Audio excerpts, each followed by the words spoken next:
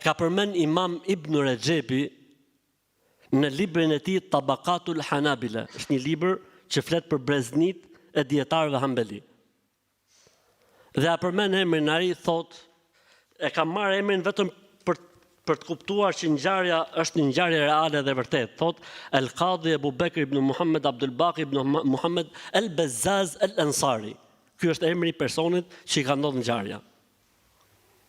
Ky tregon për veten e tij tani, nuk është histori që e ka thonë dikush, tregon për veten e tij.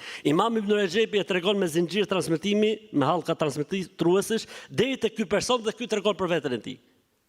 Thot isha në Mekë, thot për çejf tim kur i thon, ka adhuru Zotin tunet atje. Thot gjeta një bokshe të qëndisur bukur me fije të shëndritshme dhe në atë bokshe thot ishte një diamant i kuq. Prej gjëve më të veçanta thot që më kanë parë ndonjëherë sytë e mi. E mora thot,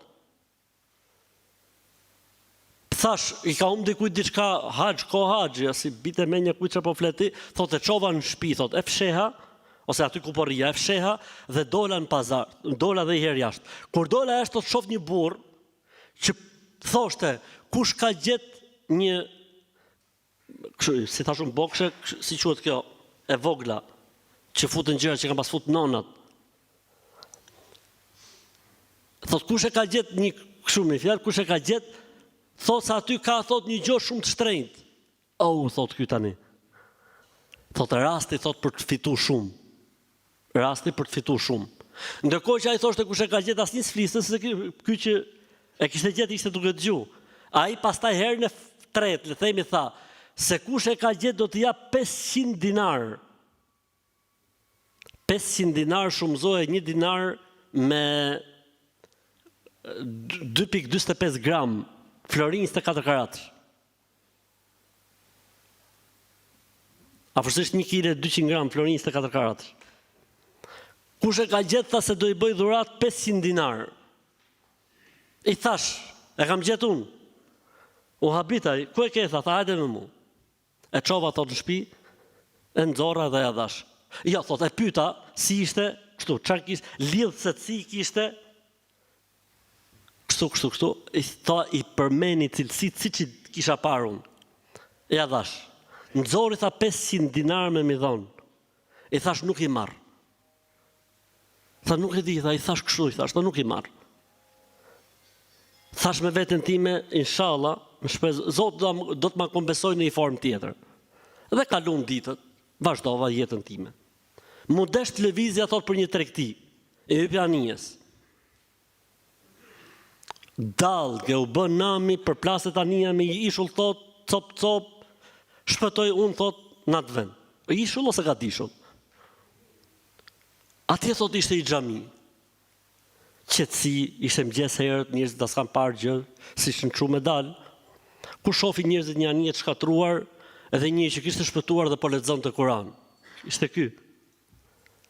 Tha po ti lexon Kur'an, ne kemi nevojë për një imam xhamiet në udhëhet tjerë, thot, kur më pan thot që shkruajsha dhe lexoesha do të bëj mësues, e rëndësishme u kënaqën njerëzit, fillova thot atje, kur krijon thot besim tek unë.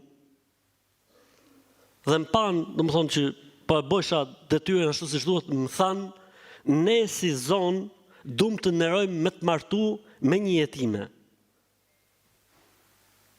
Thash tha, me veten time shpresë për të kthyr mua ne, unë nuk e di se ku jam, hala nuk jam menduar ashtu siç duhet, kështu që po martohem. Thash po. Më çojnë thot tek një gocë e cila ishte jetime.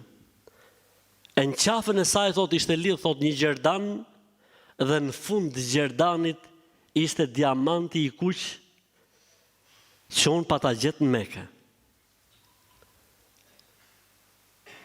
E goca rinte përpara, tha, dhe unë risha nga krau këtej, e sytë e mi, tha, ngelen tek diamanti i kuq. Ata njerëzit si kur më zgjun, thanë, or si me thonë, or zotni, po shife ftyrën e gocës, ngelen sytë tek gjerdanit, si kur po ke synim pasunin. Tha, jo, me jo, tha, është i muhabet i gjatë, tha, kjo është muhabet i vjetër. Thanë ata, nuk e plotsojmë këtë Muhabet, pa na tregu që është ky muhabet. Thotë dhe ja tregova historinë. Ata thanë, kjo vajza është bia e atij njeriu, atij burri. Jati i saj ka vdek, kalon pasuni të madhe pafund, dhe ne menojshim ku mund gjejmë ne një njeri të denj për t'ia dhënë këtë gocë të mirë e kaq pasunike. Ndërsa jati vetë thoshte, tani njerëzit po flasin. Kam shku në Mekë, ka ndodhur filon ngjarje, unë nuk besoj se mund të ketë musliman më të mirë sa ai burr. Nuk besoj se ka në botë musliman vërtet, përveç atij burri, thoshte ky burri përpara se të ndronte jetë. E Zoti i Madh e ktheu prap, e dha prap, e dha gjithat pasunin, gjitha gjonat, e tjera. Ky është amaneti. Kjo është mirësia dhe bekimi i amanetit. Për ndryshe, se njerëzit besojnë diçka dhe ti e tradhton atë, edhe nëse u ahet, edhe nëse nuk ta kapin, do t'ja shofësh pasojat këtu në këtë botë para ahiretit.